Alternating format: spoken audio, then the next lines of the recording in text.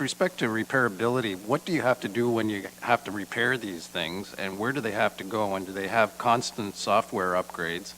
And if so, where do the software upgrades come from, and who does it? The DavTech supplier, Analytical Services, do the repairs, and any software upgrades would come from them. And where are they situated? They're in Ottawa. We actually, DavTech, we deal with for our current speed spy units. And we've had no issues with anything that we've had to send back for repairs. They're quite reasonable and quite quick. They're one of the leaders in this type of equipment. So if it needs repairs, you have to ship it to Ottawa, or? Yes. You do. Or they ship us the parts. Often it's, for the speed spy units, it's just batteries usually that go bad, and they just ship us new batteries. Other questions? Jim? Chairman, and again, we're seeing this the first time this morning, so maybe I'm missing something, but Joe, did you obtain more than one quote, or is DavTech the only company from whom we received a price? Because we're currently dealing with DavTech, we did source other companies, but they were not within a close to even DavTech's range. Dave? Mr. Chair, also like the fact that this is a Canadian company and it's in Ottawa. I think, Jim, go ahead. Yeah. Well, then I would put a motion forward that we recommend to Norfolk County Council that these units be purchased in accordance with the proposal from the inspector, with a proposed expense in 2019 of $63,251, and the subsequent year proposed expenditures be put in the 10-year capital forecast, or word to that effect. Yep. Just that we recommend to Norfolk County Council that we purchase these radar units, speed control units, in accordance with the package and proposal from the inspector. I guess with the most important one, Maureen, being that the year 2019 proposed expense of $63,251 capital.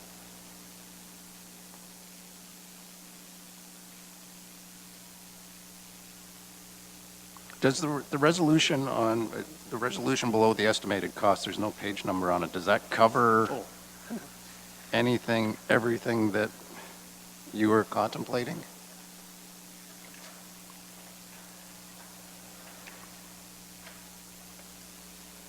It does. It certainly does, Mr. Chairman. And I'll defer to, actually, as I quickly scan that wording, it's better than what I had proposed. So.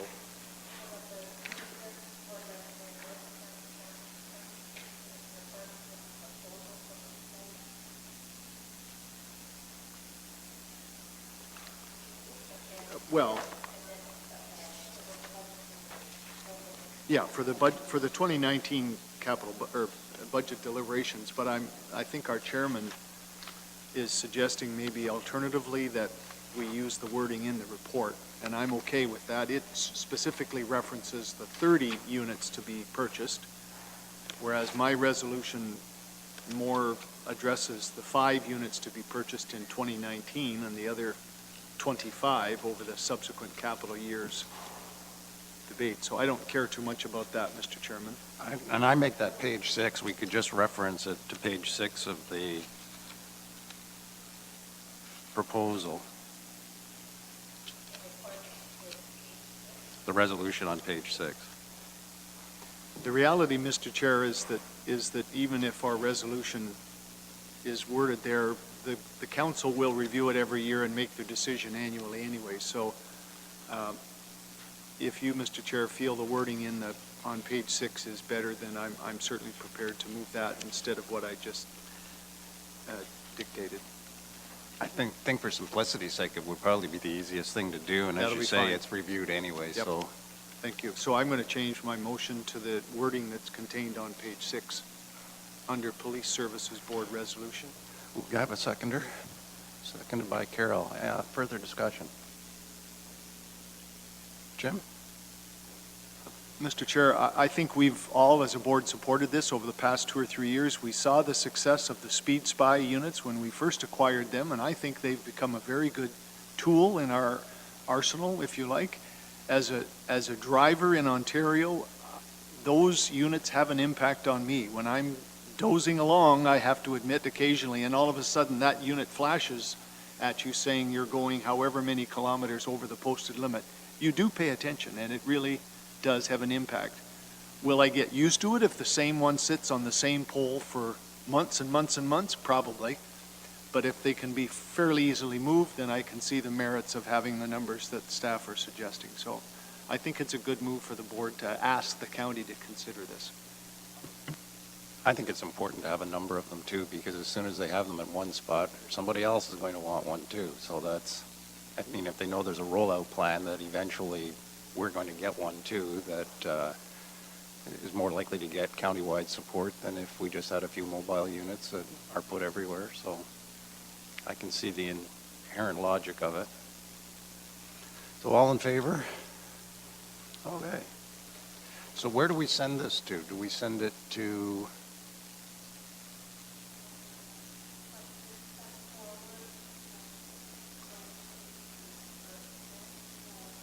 And put it on the capital budget for 2019? Okay, well, that would be great. And finance. So you'll make sure that happens? Thanks for doing that, Joe.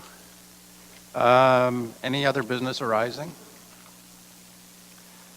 Seeing none, if we could move on to correspondence, we have a letter from the OA PSB dunning us for money.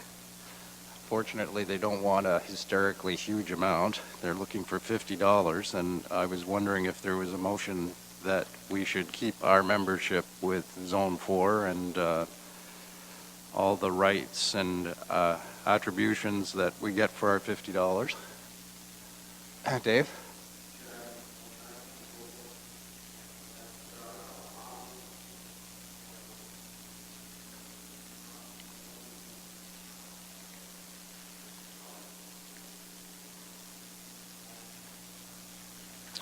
Asset.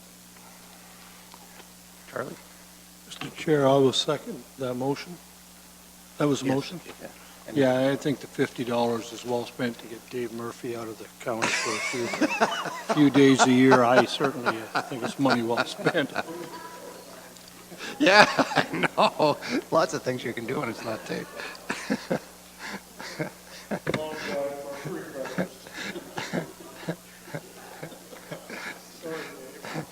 I mean, you're allowed a point of privilege comment here, but any other discussion? All in favor? Okay, if we could move on to the OPP monthly report. And Joe, if you could keep with the page numbers, that would be really helpful, because I tend to get confused about where you are sometimes, so. No, so do I, but I'll try. Okay, the OPP report for the month of October 2018.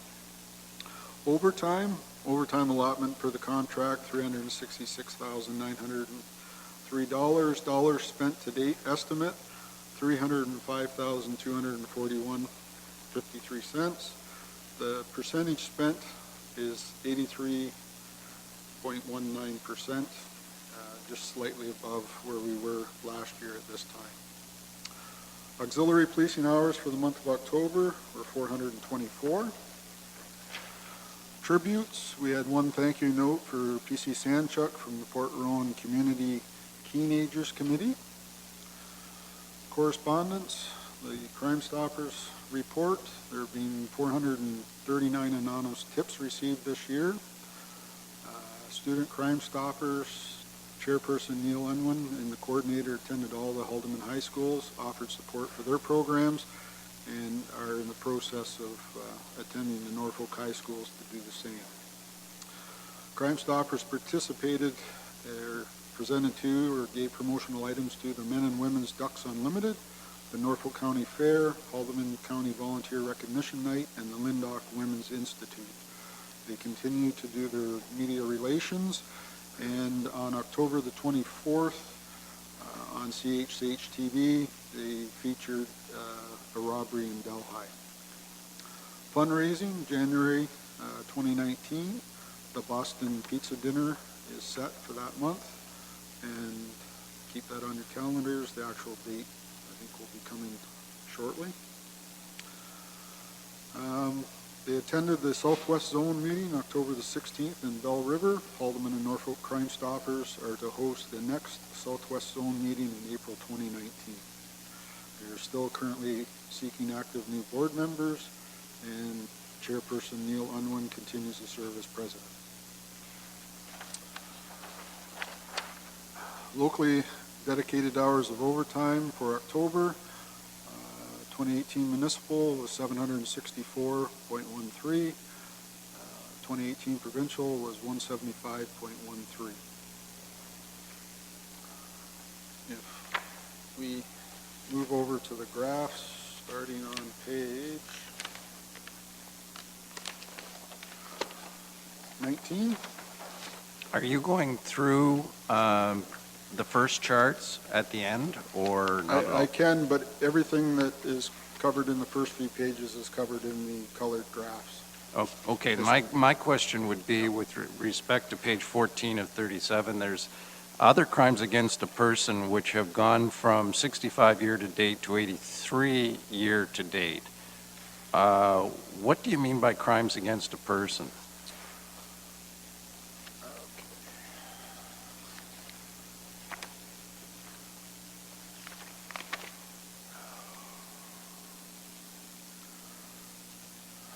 So under the violent crime, that would be assaults. Okay, assaults are listed above, so what would be different about the type of assault that? Because it includes, that would be assault with a weapon, assault with a firearm, as well as, that would be the other, just the, all assaults excluding sexual assaults and assaults. So any assault with a weapon involved at any type would be included in there. So the first assault would be typically level ones, Correct. and level 2 assaults and level 3 assaults would be under under crimes against other a person. crimes against person. Okay, thanks for the clarity on that. So you're now jumping to page 19? Correct. So if we look at all violent crime, based on a 5-year trend, it was estimated that the Norfolk OPP could expect between 27 and 37 events. During the reported month, 38 actual events occurred. Assaults, based on a 5-year trend, it was estimated that we could expect between 20 and 26 events. During the month, 25 actual events occurred. Over to page 21, domestic assault disturbances. Based on a 5-year trend, it was estimated that we could expect 49 events. During the reported month, 49 actual events were investigated. Property crime, based on a 5-year trend, we could expect between 124 and 134 events. During the reported month, 84 actual events occurred. Break and enters, based on a 5-year trend, it was estimated that we could expect 21 events. During the reported month, 9 actual events were investigated. And that's not a data entry error, that's 9 actual? Because that's 9 actual, actually I had them check that. check that, okay. So, frauds, based on a 5-year trend, it was estimated that we could expect 13 events. During the reported month, 8 actual events were investigated. Page 25, mischiefs, based on a 5-year trend, it was estimated that we could expect 30 events. During the reported month, 18 actual events were investigated. Theft from motor vehicle under 5,000. Based on a 5-year trend, it was estimated that the Norfolk OPP could expect 15 events. During the reported month, 8 actual events were investigated. And I just want to say that the Lock It and Lose It provincial campaign is now on. It's Christmas season, so even though we're not being taped, hope everybody locks and loses it. Well, we've got Monty here. I'm sure he'll write about that. Theft of motor vehicle. Based on a 5-year trend, it was estimated the Norfolk OPP could expect 12 events. During the reported month, 6 actual events were investigated. Theft under 5,000, page 28. Based on a 5-year trend, it was estimated that we could expect 50 events. During the reported month, 38 actual events were investigated. Page 29, drugs. Based on a 5-year trend, it was estimated that we could expect 8 events. During the reported month, 3 actual events were investigated. During the reported period, there were 5 warrants executed. A total of 4 persons were charged with a total of 7 charges, 2 under the Controlled Drugs and Substances Act, 4 under the Criminal Code, and 1 other charge. There were 5 drug seizures valued at $10,228 and 6 property seizures. There were household articles, tools, electronics. No vehicles or cash were seized during this time frame.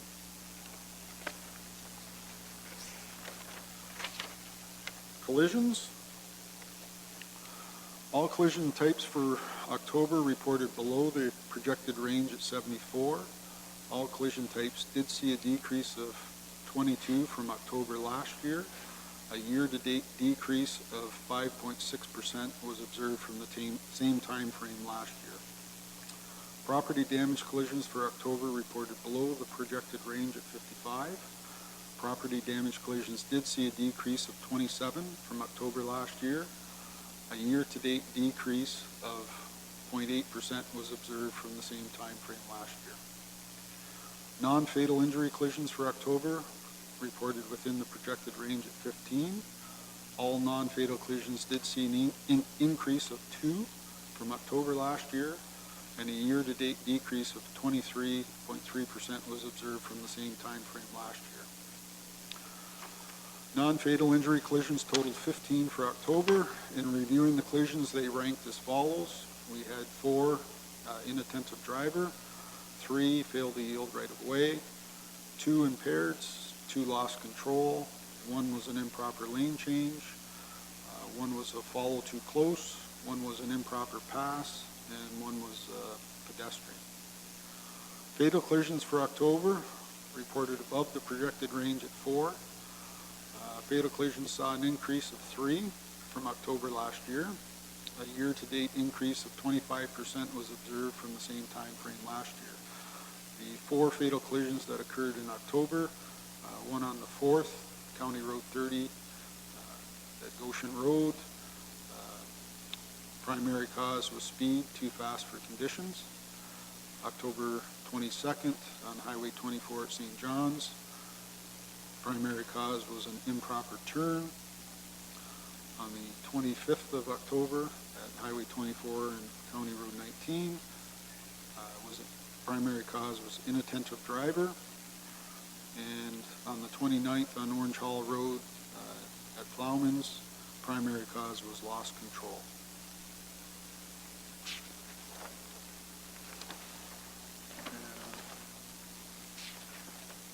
I'm going to skip over to page 33 and do impaired driving while we're on traffic-related issues. Based on a 5-year trend, it was estimated that we could expect 7 events, and during the reported month, 3 actual events were investigated. So impaired driving events reported below the projected range for October.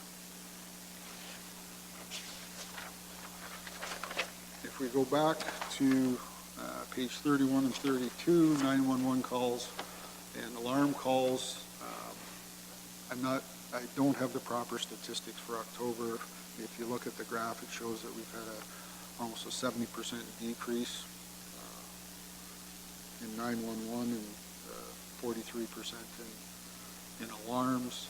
I looked into that. There's a data collecting error involved in those two that we'll have to work through. So at the next meeting, I'll have more accurate numbers for that because we have not decreased that much. I have a comment about that, actually. And thanks for bringing it up because it kind of flew off the page to me, too. But there's been a number of queries from board members over the years about two-car response to 911 calls. And at the time, we were basically led to believe that it was automatically a two-car dispatch, even though 99% of them are false.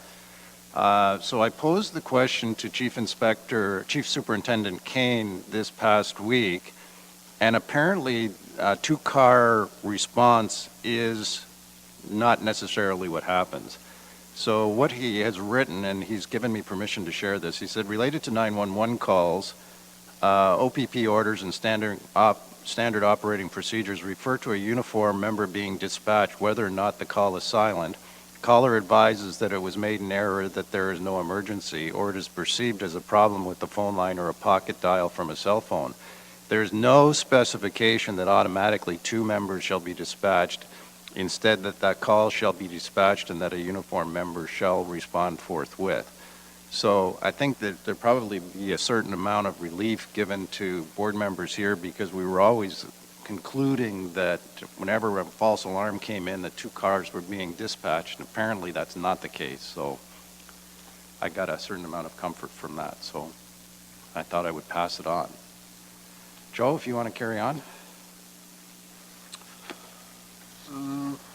If we move on to page 34, Mental Health Act. Based on a 5-year trend, it was estimated that we could expect 49 events. During the reported month, 31 actual events were investigated. During the month of October, members were involved in 31 related occurrences, dedicating 267.5 hours to their investigations. The average year-to-date time spent on a mental health call for service is 5 3/4 hours.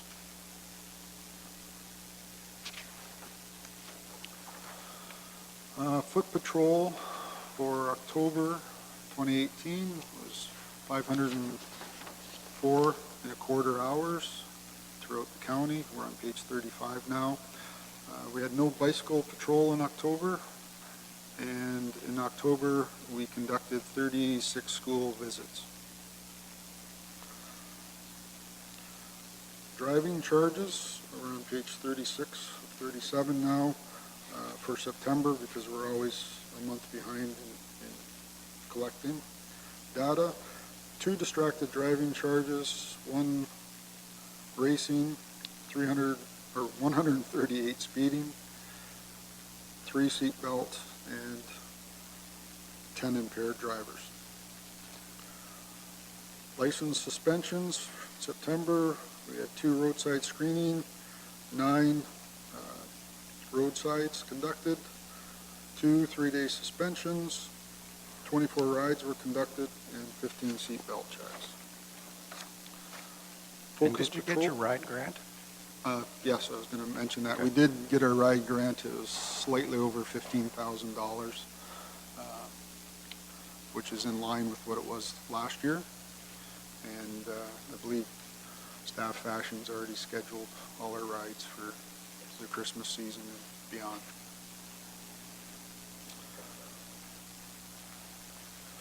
Focus patrols for traffic. We continue to run the focus patrol on McDowell Road to the end of the year. As a result, so far, we've dedicated 59 3/4 hours as of October 31st, and a total of 57 charges have been laid. The focus patrol on Highway 3 running to the end of the year. To date, we've had 36 1/4 hours dedicated for a total of 6 charges. Norfolk County Road 23 is another one running to the end of the year, which is our ride initiative. We've had 2.5 hours to date, and 1 charge has been laid.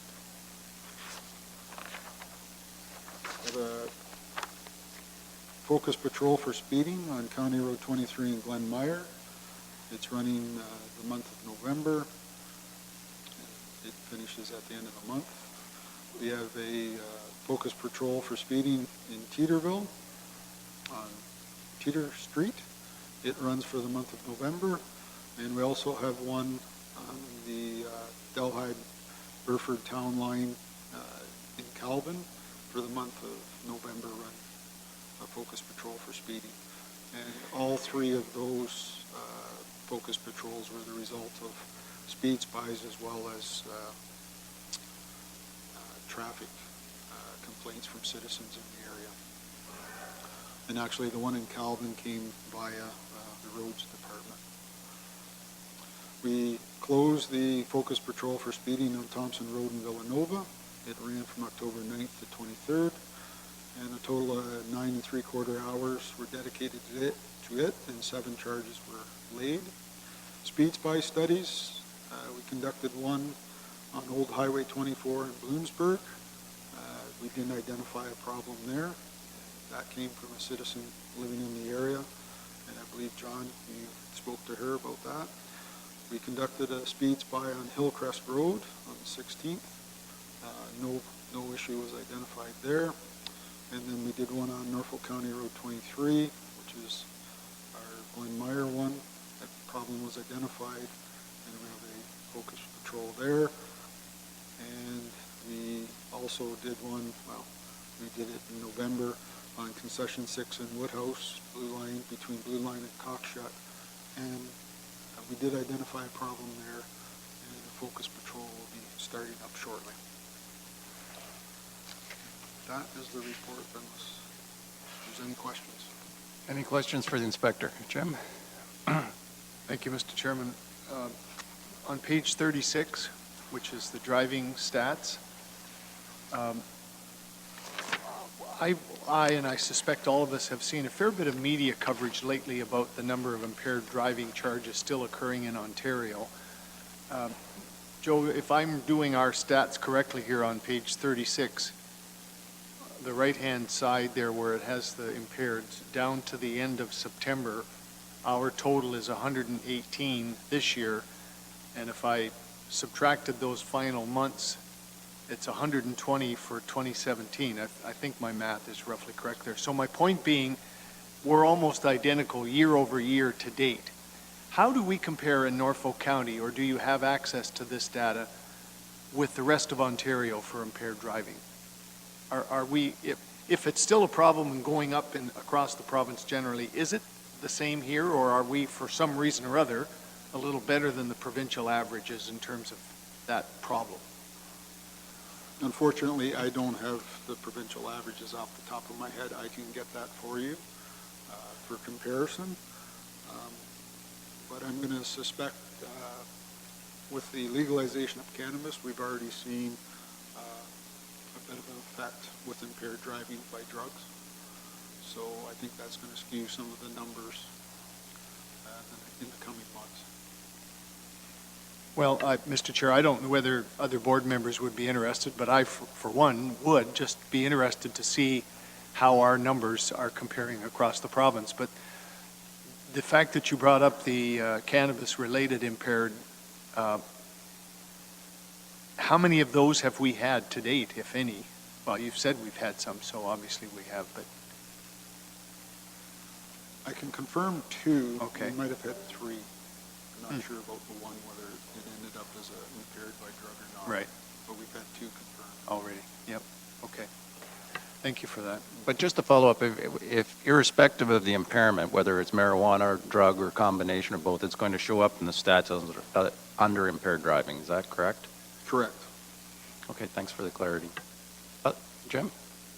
And Mr. Chairman, what I thought you were going to ask, is there a way of ferreting out the cannabis or drug-induced impairments? Will we be able to get that stat if we ask for it? Yeah, I will get an analyst to separate the 2 if you wish. Yeah, at this point it's 2 or 3, but it could get to be quite considerable, so. Potentially more important across Ontario, Mr. Chair, for police boards like ourselves, so. I think it would be useful to be able to separate those out if it's not a big problem. No, I will do that for the next meeting. Carol? And the other thing that I was wondering, prior to the legalization of cannabis, were you determining who was impaired from drugs and, versus who was impaired with alcohol? Yeah, we can have those stats prior to as well. We can do that. Other questions for the inspector on his report? Other questions for the inspector on any other subject? Seeing none, if we could have a motion to adopt his report. Moved by Dave, seconded by Charlie. All in favor? Other business? Oh, yeah, I think that we will cancel the December meeting and go right to January the 30th. Is that correct? Yeah, January 30th. The new members are supposed to be appointed on January 22nd, so it's not really a point in going forward without them being appointed. So we'll skip December. Any other business? Question period. Monty, do you have anything for us?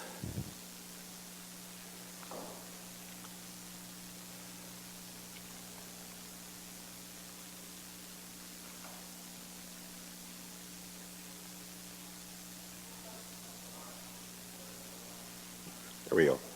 Okay. Good morning, everyone. Chief, I'm just looking for some clarification here. My reading of your monthly report is that when it comes to all incident collision types, property damage only collisions, and non-fatal injuries, that what's been going on in 2018 is within the realm of the historical average. And yet we have all these fatalities. What would you as a police chief recommend to the public? What does the motoring public need to do to get these numbers down? This is crazy. Like 4 fatalities in October, 3 in 1 week. What do we need to do as a drivers and so on to get back to where we were before? Drivers need to start paying attention and driving to road conditions. And that's what it comes down to, is drivers need to be very aware of their surroundings while they're driving. Watch their speed, don't follow too close. When the roads are snowy, go slow. Maintain your vehicle in a good condition. Snow tires are a must, in my opinion.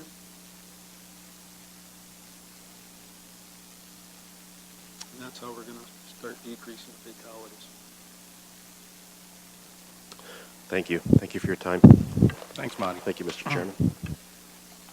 Jim?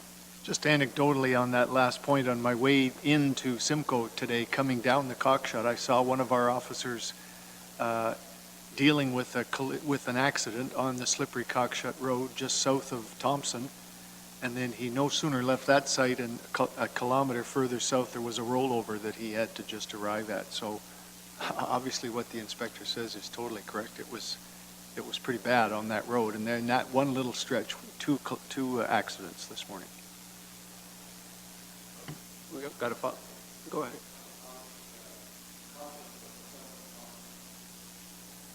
Dave, you've got a question? Just a comment, Mr. Chair. Every time it snows, it can't believe how many people brush off their windshield, their rear windshield, but they do not brush off their taillights for people that are driving behind. It's phenomenal how many people just don't take that extra second, which again causes accidents. John, you got a comment? You're not going to magically make it so that we don't have any more accidents. Any other questions? Seeing none, it's probably my sad duty to say goodbye to a number of members at this meeting. Jim and Charlie, we really appreciate your steadfast support, both in here and at council. It's always been particularly gratifying that we knew that you both had our back, and it is very sad that you won't be here next time, but we really appreciate all your work and all the diligence, both here and in council, and you will both be sadly missed. And we sincerely hope that both of you, it's just blue skies and deep snow from here on, so. But you're not off the clock yet. We still have an in-camera session, so if there's nothing forward, Jim? It's a point of privilege, right? Mr. Chair, I just want to say thank you for that, but the other thing I'm going to say, as an indication that I've enjoyed being on this board, I've submitted my letter of interest to sit on the Police Service Board for the OPP in the town of Blue Mountain, so I'm keeping my fingers crossed that Great. they'll see the value of my experience on this board, so thank you for that opportunity. Wonderful. Well, if we could adjourn to in-camera.